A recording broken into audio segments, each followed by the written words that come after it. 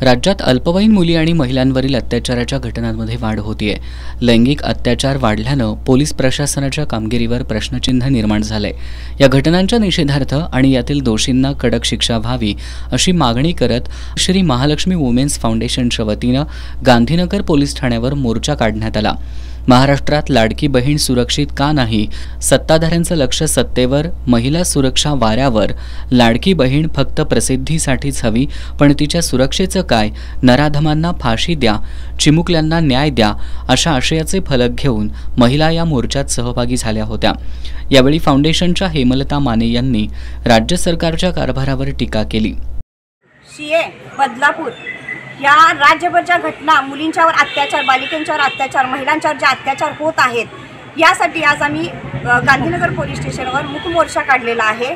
आजची परिस्थिती अशी आहे की आता जे अत्याचार वाढत आहेत ते कशासाठी वाढत आहेत की एवढा पोलीस दल असूनही की त्यांचा गुन्हे ताबडतोब दाखल करून घेत नाही आहेत, या लोकांना सहकार्य करत नाही आहेत, अशा हेतूनच ह्या गोष्टी घडत आहेत। आणि आमचं एकच मागणं आहे की ज्या वेळेला बालिकेवर, महिलावर किंवा मुलींच्यावर ज्या वेळेला अत्याचार होतात तर प्रत्येक पोलीस स्टेशनमध्ये त्याच्यावर ताबडतोब कारवाई व्हावी आणि त्यांच्यावर गुन्हे दाखल व्हावे। आणि हे आता एवढं पोलीस दल गृहमंत्र्यांकडे आहे पण ह्या पोलीस दलांच्या एवढे असून पण हे असे गुन्हे का वाढत आहेत याचं रहस्य काय समजेना झाले।